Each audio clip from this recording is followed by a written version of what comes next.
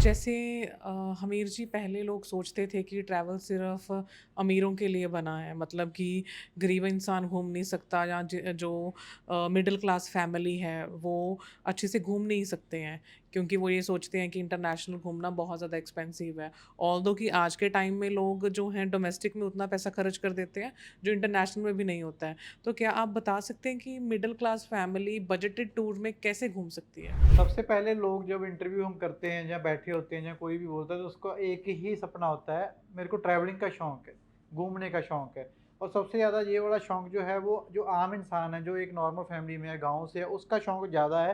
क्योंकि अमीरों के लिए तो ट्रैवल एक बिजनेस भी है। वो तो एक फ्लाइट पकड़ते हैं तो यहाँ जाते हैं वहाँ जाते हैं, बिजनेस कर रहे हैं, दैट्स गुड है ना। लेकिन जो सपना मेन ट्रैवलिंग का शौक है वो है कि मिडिल क्लास बंदे को। लेकिन उसके पास भी कई ऑप्शंस हैं जो उसको रोकती हैं। चलो फाइनेंशियल क्राइसिस हो सकते हैं, definitely we agree for that, बंदा मेहनत कर रहा है क्योंकि उतना पैसा नहीं इकट्ठा हो रहा। लेकिन एक कारण इसका और भी है, वो है पारिवारिक जिम्मेवारियाँ। कोई अपना परिवार संभाल रहा है और कईयों के पेरेंट्स छोटी उम्र में उनका साथ छोड़ जाते हैं, तो वो बच्चा जो होता है वो पूरी फैमिली की जिम्मेवारी लेके अपने कंधे पर घूम रहा होता है, तो उसका भी मन करता है ट्रैवलिंग करने का, घूमने का।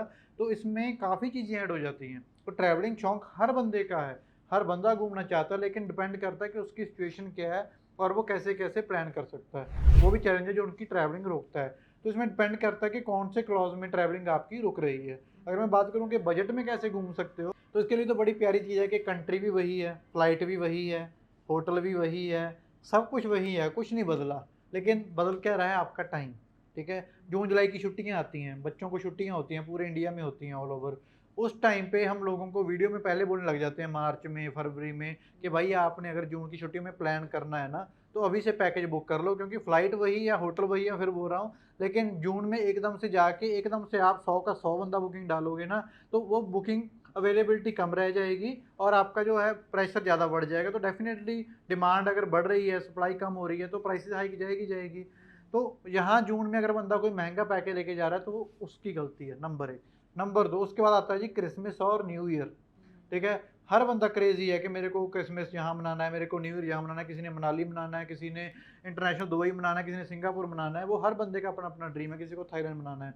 हम अभी से अक्टूबर से नवंबर से चिल्ला रहे हैं, रिक्वेस्ट कर रहे हैं कि सर जो पैकेज आपका 1 लाख का बन रहा है अभी, वो अगर आप पास में जाके करवाओगे तो वो 1.5 लाख का, 2 लाख का, 2.5 लाख का, 3 लाख का ही बनेगा। नहीं, हाँ, देखते हैं, करते हैं प्लान, बच्चों को छुट्टियाँ आएँगी तब करेंगे। भाई क्लियर है कि बच्चों को सर्दियों की छुट्टियाँ 20 दिसंबर और 5 या 10 जनवरी के बीच में ही होती हैं, हर साल कोई इतिहास बदला नहीं है अभी तक। तो आप पहले क्यों नहीं बुक कर रहे? ठीक है? आज जो फ्लाइट 50,000 की आ रही है, आप उसको 20 दिसंबर को चेक करना, वो 1 लाख भी क्रॉस कर सकती है। तो पैकेज कहाँ महँगा हुआ? फ्लाइट का महँगा हुआ है ना। पैकेज कहाँ महँगा हुआ? होटल के पास रूम ही नहीं है। तो अगर पहले हम प्लानिंग करें, तो हर टूर सस्ता है। हर टूर महँगा है ही नहीं, कोई और इसमें सीज़न नहीं आता अगर आप एडवांस में प्लानिंग कर रहे हो। अगर आप अपने ट्रैवल एजेंट या जिस कंपनी के ऊपर आप ट्रस्ट कर रहे हो, आप उनके ऊपर वाक़ई ट्रस्ट कर रहे हो, ठीक है? क्योंकि हमारी रिस्पॉन्सिबिलिटी क्या है कि हमने ए टू ज़ेड चीज़ें प्लान करके देनी है। आप खुद कर सकते हो ए टिकट, होटल आप खुद कर सकते हो बुकिंग। हमारा काम क्या है कि आपको हर तरह की सर्विस देना, वहाँ पे कोई दिक्कत ना आए, वहाँ पे आपको गाइड करने के लिए क्या-क्या वर्थ है चीज़ें, वो चीज़ों के लिए आप पैकेज बना रहे हो, तो सच में बहुत बजट में बन सकता है, अगर बंदा एडवांस में प्लानिंग करता है। तो यही मेरी रिक्वेस्ट है, मैं फिर दोबारा रिपीट कर रहा हूँ, आप एडवांस में प्लानिंग करके चलो, तो हर टूर आप अच्छे रेट में, बजट में अपनी फैमिली के लिए कर सकते हो। आपके पास जो कस्टमर्स की क्वेरी आती है मतलब लोग बोलते हैं कि मुझे घूमने जाना है, वो कौन-कौन सी स्टेट से आती है ना सिर्फ़ आप पंजाब और हरियाणा बेल्ट के नॉर्थ साइड लोग ही आपके साथ ज़्यादा ट्रैवल करते हैं या पूरा इंडिया का क्वेरी आपके पास आता है? हमारे पास पूरे इंडिया से क्वेरी आती है और सबसे जो इंटरेस्टिंग और मज़ेदार बात ये होती है कि हमें खुशी होती है हर स्टेट के बंदे से बात करके। जैसे हमारे परिवार में हमें पता होता है कि इस बंदे का नेचर कैसा है, उस बंदे का नेचर कैसा है, हमारे पापा का नेचर कैसा है। तो जैसे हमें गुजरात से कॉल आती है तो हमें पता होता है, तो हम आगे से हमारी टीम भी बोलती है केम छो, मज़ा में, है ना? तो उनके साथ वैसे ही रंगत में बात करके पता चलता है। और जब वो ट्रैवल करते हैं, वो अपना एक्सपीरियंस बताते हैं। हमारे साथ साउथ से कस्टमर बहुत ट्रैवल करता है। साउथ वाले बड़े पर्टिकुलर लोग हैं। दे फॉलो द रूल्स, सच में रूल्स फॉलो करते हैं वो। तो उनके साथ एक्सपीरियंस अलग लेवल का है। जो हमारी नॉर्थ इंडिया बेल्ट आ जाती है, पंजाब, हरियाणा, न्यू दिल्ली, हम क्रेजी हैं घूमने के लिए, हमारे लिए कोई रूल ही नहीं बना। हमारा ये है कि बस जाना है, मस्ती करके आनी है, घूम के आना है, खुश हो जाए, दुनिया कहीं की कहीं जाए, हमने एंजॉय करना है। तो यहाँ मज़ा अपना आता है। तो हर तरह का हमारे पास क्वेरी आती है, हर तरह का कस्टमर आता है, हर तरह का कस्टमर ट्रैवल करता है और हम कोशिश करते हैं कि जिस स्टेट का, जैसे बंदे का जैसा टेस्ट है, हम कहीं न कहीं उसको वैसे ही रंगत ला के दें। जैसे गुजरात वाले लोग जा रहे हैं, तो हम उनको रिकमेंड करते हैं गुजराती रेस्टोरेंट, क्योंकि वो प्रेफ़र करेंगे गुजराती खाना, 1 दिन खाएँगे, 2 दिन खाएँगे, ट्राई करेंगे, लेकिन जो सुकून है वो अपने खाने से मिलेगा। अगर पंजाबी लोग जा रहे हैं, तो हम पंजाबी रेस्टोरेंट उनको रिकमेंड करते हैं। तो ऐसे हमारे तरह पास हर तरह की क्वेरी आती है और हम उस क्वेरी को उसी तरीके से डालने की कोशिश करते हैं। अगर जैसे आपने बताया कि जो है एडवांस में ट्रिप प्लान करना चाहिए, तो एडवांस में मतलब किन चीज़ों का मोस्टली ध्यान रखना चाहिए? कौन-सी चीज़ें ऐसी हैं जो सारे ट्रिप का बजट लेकर चली जाती हैं? मैं इसमें ना बड़ा सिंपल फार्मूला बताऊँगा, वो हर किसी के काम आएगा। सपोज़ कोई पैकेज 1 लाख रुपए का आ रहा है, कहीं भी आ रहा है, वो प्रमोशन चल रही है, तो यकीन मानना वो पैकेज में आधी कीमत तो फ्लाइट की ही होती है। तो 50,000 की मतलब आप फ्लाइट मान के चलो, और उसके बाद आता है मेन खर्चा जो आता है होटल का आता है, ठीक है? तो होटल कैटेगरी आपके ऊपर डिपेंड करती है, आपको 3 स्टार लेना है, 4 स्टार लेना है, 5 स्टार लेना है। हाँ, कइयों का क्रेज़ होता है कि मेरे को तो यही होटल लेना है। सपोज़ मैं बात करूँ, लोग सभी जानते हैं मुंबई में ताज होटल है, ठीक है? तो वहाँ पे जितने नंबर ऑफ रूम्स हैं, वही अवेलेबल है ना, वो नए तो जनरेट कर नहीं सकते। तो वो न्यू ईयर की अगर आप बात करो, तो न्यू ईयर के ऊपर उनके पास सपोज़ 100 रूम हैं, तो वो 100 तो अभी तक बुक हो गया होगा। लेकिन बंदे का क्रेज़ है कि नहीं, मेरे को 99 रूम्स वहाँ बुक हो गए हैं, एक पड़ा है, मेरे को लेना है। तो भाई डेफ़िनेटली वो किस रेट पे आएगा, ठीक है? सो बजट आपके हाथ में है, मैं फिर बोल रहा हूँ, आपके ऊपर डिपेंड करता है। तो अगर आप सेम पैकेज पुरानी डेट्स में प्लान कर रहे हो, या मतलब नवंबर में, अक्टूबर में, सितंबर में कर रहे हो, तो कहीं न कहीं अवेलेबिलिटी पड़ी होती है और रेट उस टाइम पे नॉर्मल होता है। उसके लिए आपको जो है, जो प्राइस पे आप बोल रहे हो, तो फ्लाइट्स का और होटल्स का, वो सबसे बड़ा सेक्टर है और सबसे बड़ा फैक्टर फ्लाइट्स का है। तो फ्लाइट जितने एडवांस में आप बुक कर लोगे, उतना अच्छे रहोगे। अभी आप सर्च मारो फ्लाइट, न्यू ईयर की डेट्स की फ्लाइट सर्च मारो, जो नवंबर का प्राइस आ रहा है उससे ज़्यादा होगी। लेकिन जितना आप पास जाओगे, आप फ्लाइट की सर्च मारना, 20 दिसंबर को सर्च मारना, 27 दिसंबर की फ्लाइट की, आप रेट देख के आप हैरान हो जाओगे। मैच हुआ था अहमदाबाद में, तो उस टाइम पे कितनी कितनी वही आई थी न्यूज़ कि होटल का रूम 5,000 वाला 2-2 लाख का बिक रहा है। उसका रीज़न क्या है? है ही नहीं, अवेलेबिलिटी नहीं है, तो क्या करें? लोगों को तो लेना पड़ेगा ना। तो न्यू ईयर पे भी सेम ही है, सीज़न में भी सेम ही है। तो इसीलिए चीज़ों को प्लान करना तो एडवांस में करो। हाँ, जिन्होंने एडवांस में होटल बुक करके रख दिया था, बात कर ली थी, कन्फर्मेशन ले ली थी, उनको तो 5,000 में मिला हुआ है। लेकिन जिनका मूड ही बस एक रात को पहले बना है, तो वो तो फिर 2 लाख के भूखे हैं, और 5,000 के 2 लाख में डिफरेंस देखो। मैच तो उन्होंने भी वही देखा, 5,000 वाले ने भी सेम देखा। पैसा कहाँ खराब हो रहा है आपका? सिर्फ़ और सिर्फ़ प्लानिंग के ऊपर। जैसे आप लोगों के जो है फिक्स डिपार्चर्स होते हैं, कुछ ग्रुप टूर्स के साथ होते हैं, तो उसमें जो है प्राइस आपका फिक्स रहता है, राइट? तो कहीं आपके पास कोई ऐसी क्वेरी भी आती होगी ऑब्वियसली कि हमारी डेट्स हैं तो हमें इन डेट्स पे जाना है, एंड जो है या हमें ये स्पेशल अरेंजमेंट्स चाहिए। तो कौन से ऐसे, मतलब कि ऑब्वियसली नॉर्थ साइड के लोगों का अलग टेस्ट है, साउथ साइड के लोगों का अलग टेस्ट है। तो आपके पास कोई मतलब ऐसे फ़नी कभी ऐसी बातें होती हैं कि साउथ वाले साइड में जैसे लोगों का अलग टेस्ट है, तो वो बहुत पर्टिकुलर होता है, उनका सब प्लान्ड होता है। मुझे जितना लगता है कि जैसे मेरे खुद के दोस्त भी जो हैं ज़्यादा नॉर्थ बेल्ट से ही हैं, तो उनका इंस्टेंट प्लान होता है और फिर वो बार्गेनिंग वाला सीन भी क्रिएट होता है। तो ऐसा चलता है आपके यहाँ पे? और जैसे ये वो बार्गेनिंग करते हैं लेकिन ऑनगोइंग ट्रिप में भी ज़्यादा खर्चा करते होंगे। तो ऐसा कुछ चलता है या आप खुद भी ग्रुप टूर्स के साथ ट्रैवल करते हो, तो आप भी ऑब्वियसली ऑब्ज़र्व करते होंगे ऐसी चीज़ें? डिफरेंस होते हैं लोग, वो फैक्टर बहुत चलता है इसमें। टूर में क्या हो रहा है, ग्रुप टूर में हम जा रहे हैं, हम लोगों को बोल रहे हैं कि ये चीज़ वर्थ नहीं है, आप इसको ट्राई मत करना, इसकी जगह पे आप ये चीज़ ट्राई करना। हमें इवन पहले जो ज़ूम मीटिंग होती है हमारी टूर के पहले, हम उसमें गाइड करते हैं। लेकिन कहीं न कहीं एक बंदा वो चीज़ ट्राई कर आया, तो दूसरों को ये हो जाता है कि मैं पीछे क्यों रह गया। वो फैक्टर है सिर्फ नॉर्थ इंडिया वाले सेक्टर में। साउथ इंडिया वाले लोगों की रिसर्च पहले ज़्यादा है और वो अपने पर्टिकुलर हैं कि हमें ये चीज़ें देखनी है ज़्यादा। मेजोरिटी वैसे तो हर तरह का मैं बोल नहीं सकता, परिवार में डिफरेंस होता है। लेकिन नॉर्थ इंडिया में ये है कि हमारे बंदों को, नॉर्थ इंडिया वालों को ट्राई करना ही करना है। मतलब अगर हमने बोल भी दिया कि यहाँ छाल मारने से आपकी जान जा सकती है, they are ready for everything, क्योंकि उनको एक्सपीरियंस करना ही है। उनका ये है कि लाइफ एक बार मिली है, मेरे को तो देखना है, जीना है। हाँ, कुछ जगह पे हमें फ़ील होता है कि चीज़ें वर्थ नहीं हैं, ठीक है? लेकिन वहाँ भी कुछ लोग पैसा ख़राब करके आते हैं। सपोज़ अभी मैं बात करूँ, एक बार हम थाईलैंड ग्रुप टूर के साथ मैं गया था, तो वहाँ पे क्या हुआ कि हमारा जो है डिनर इंक्लूड था पैकेज में, तो वो डिनर ऑब्वियस है हमने करवाया, जो कमिटमेंट है वो हो गई। एक बंदे का डिनर मिस हो गया, वो वहाँ कहीं गया हुआ था शॉपिंग करने के लिए, वैसे मिस हो गया। तो वो चिल्लाने लग गया मेरे ऊपर, कहता मेरा डिनर नहीं हुआ, मेरा डिनर नहीं हुआ। मैं कहा सर कोई बात नहीं, आप लेट हो गए, कोई इशू नहीं है, मैं आपका पैसा रिफंड कर दूंगा, क्योंकि अभी तो क्लोजिंग हो गई है वो बुफे सिस्टम की, ठीक है। तो कहता कितना पैसा बना रिफंड मेरा। मैं क्या अराउंड देखो बाहर आप डिनर कर रहे हो तो हमारी जो अच्छे डिनर की कॉस्ट है वो अराउंड 1500-2000 रुपये आ रही है, मैं रिफंड कर दूंगा, प्लीज़ मेरे ऊपर चलाओ मत, किसी की मत करो, गलती भी आपकी है लेकिन कोई चक्कर नहीं, मेरा पहला ग्रुप टूर है थाईलैंड का, आपके साथ पहला एक्सपीरियंस है, मैं कोई शोर नहीं चाहता, मैं कर लूँगा, ठीक है। तो अब हमारा जो नेचर है, हमने इंस्टेंट उसको 2000 फंड कर दिए, वो खुश हम खुश, चलो बात ख़त्म। उसके बाद उस बंदे ने कहीं ना कहीं कोई क्लब में गया, ठीक है, और वहाँ पे वो बंदा 1.5 से 2 लाख पैसा उड़ा के और आके सभी को बता रहा है कि मैं तो मुझे लेके आया, मैं पैसा उड़ा के आया, मैंने ऐसे किया, ठीक है। तो उस टाइम पे देखो we are the travel company, मैं तो मेन होस्ट हूँ, मैं उसको क्या बोलूँ, मन ही मन फील हो रहा था कि मेरे लिए वो 2000 के लिए चला रहा है, खाने के लिए चला रहा है, और वहाँ वो एक 3-4 घंटे में 1.5 से 2 लाख फूक आया। तो स्टैंडर्ड देखो, बंदे के मेंटालिटी देखो कि जहाँ तो आपको पैसे से फर्क ही नहीं पड़ रहा, ठीक है, जहाँ आपको यही है कि मेरे को रीड करना है, या ट्रैवल कंपनी रीड करना है कि मेरे को खरीद लिया है। तो लेकिन कोई बात नहीं, वो पहला टूर था, पहला एक्सपीरियंस था, तो खट्टा मीठा एक्सपीरियंस चलता रहता है। कुछ लोग ऐसे भी होते हैं कि आप यकीन मानना कि इन केस, वैसे तो ऐसा कुछ है नहीं, मैं वैसे ही बर्स्ट एग्जाम्पल बोल रहा हूँ, इन केस उनको गद्दों पर भी सोना पड़ जाए ना होटल में जाके, वो वहाँ भी सो के खुश हो जाते हैं। वैसे कोई आज तक ऐसी सिचुएशन नहीं है, लेकिन उनके नेचर से हम ये चीज़ बोल सकते हैं कि यार ये बंदा ऐसा है कि ये हर जगह एडजस्ट कर ले, क्योंकि उसको ये है कि यार मैं दुनिया देखने आया हूँ, मैं होटल में रुकने नहीं आया, मैं यहाँ पे नखरे करने नहीं आया, नखरे मेरे घर पे चलते हैं या बाहर चलते हैं, दोस्तों के साथ चलते हैं, अब मैंने दुनिया देखनी है, मैंने अपना टाइम दुनिया के रंग देखने में स्पेंड करना है, ठीक है। तो बहुत तरह के एक्सपीरियंस होते हैं, बहुत एक्सपीरियंस हो गए हैं अभी तक। तो ब्रेकफास्ट देखो आप, 5 स्टार की होटल की ब्रेकफास्ट देखो, सबसे लेविश होती है, ठीक है, लेकिन वो कॉन्टिनेंटल होती है। कॉन्टिनेंटल का मीनिंग ये होता है 5 स्टार में यूरोप का बंदा भी रुक रहा है, ईरान का बंदा भी रुक रहा है, एशिया का बंदा भी रुक रहा है, इंडिया का भी रुक रहा है। तो वो कॉन्टिनेंटल ब्रेकफास्ट, वो हर तरह का कुजीन होता है वहाँ पे। वो इतनी मर्जी केक में भी उनकी 10-10 ऑप्शन होती हैं, हर तरह की 10 ऑप्शन होती हैं।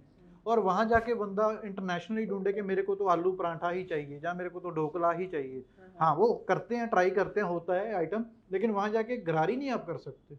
और जो बंदा गरारी करता है, फिर वो होटल वाले भी हंसते हैं कि वो हमारे फिर इंडियंस की रिफ्लेक्शन आती है कि यार इंडियन सच में ऐसे होते हैं, ठीक है।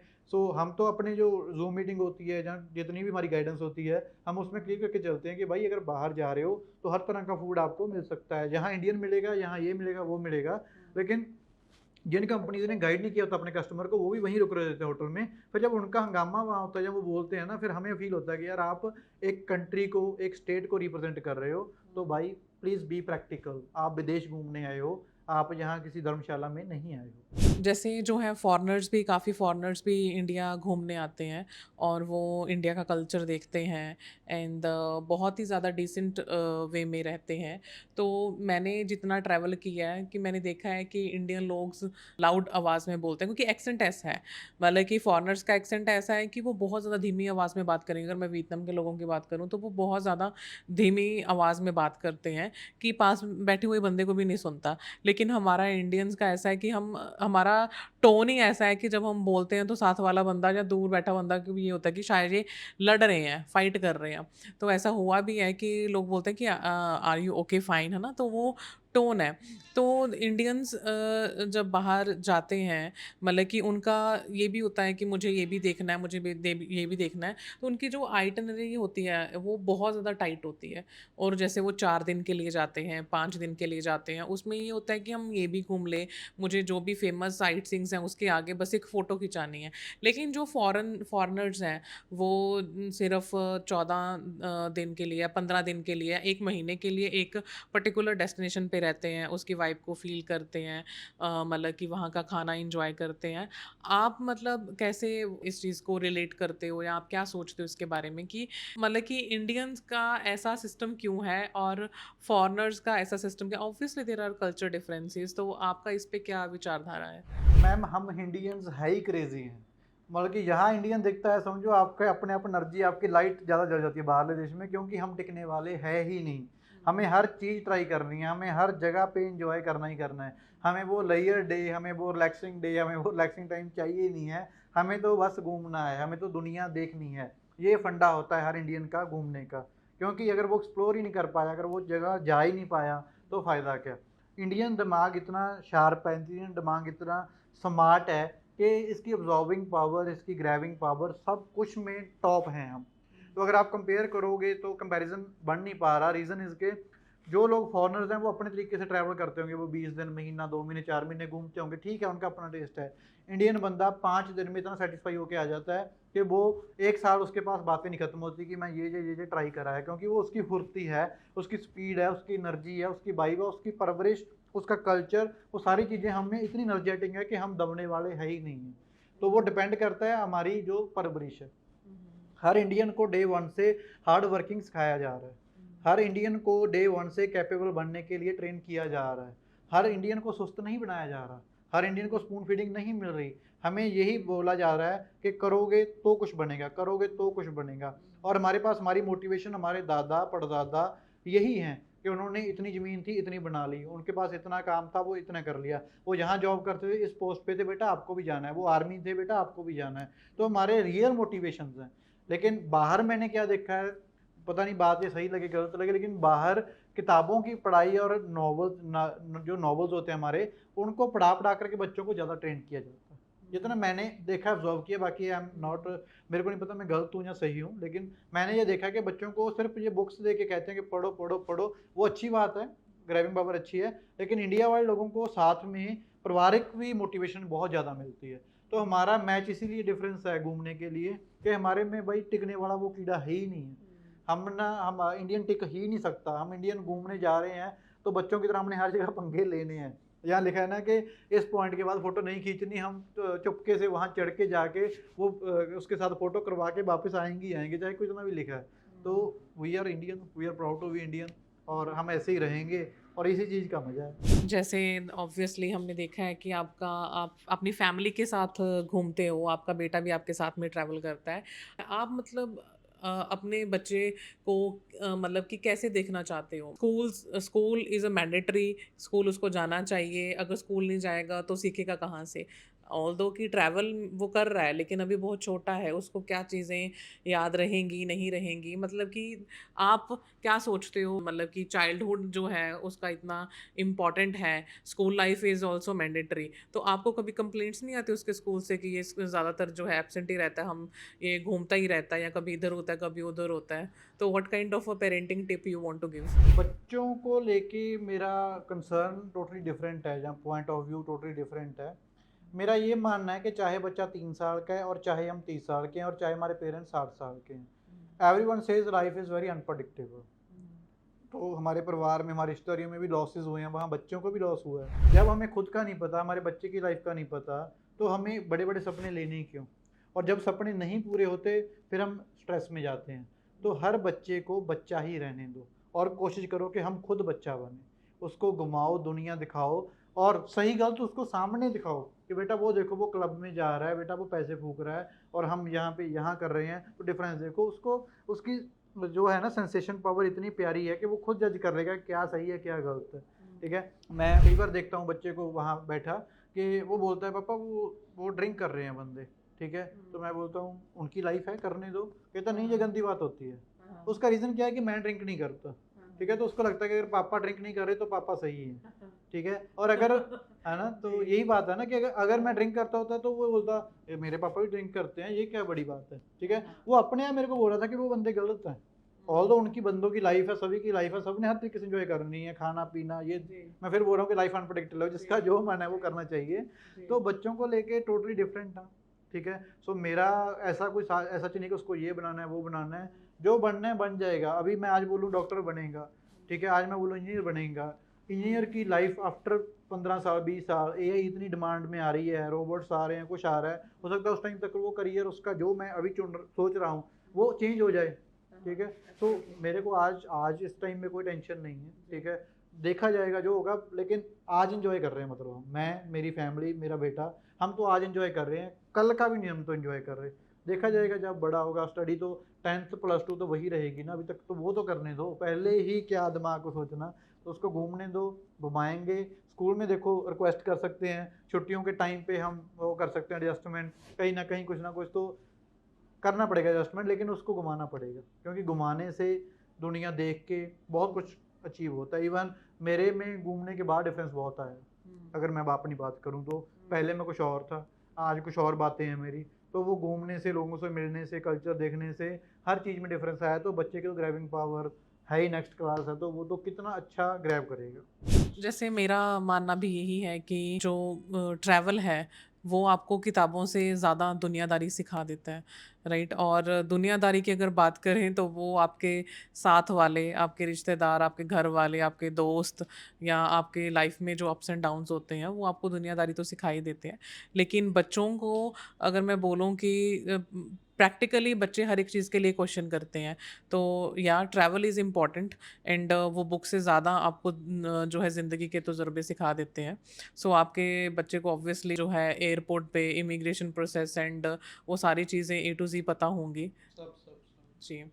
तो हमीर जी, जैसे आपने इंटरनेशनल के साथ-साथ इसी साल जो है डोमेस्टिक्स भी लॉन्च किया है। डोमेस्टिक्स में आपने मनाली की हमने आपकी काफ़ी क्लिप्स देखी हैं जो बहुत वायरल हुई हैं, राइट? मनाली आप बहुत ज़्यादा सेल करते हो। अभी तो हमने ये भी सुना है कि आपका हर फ्राइडे जो है मनाली के लिए डिपार्चर है।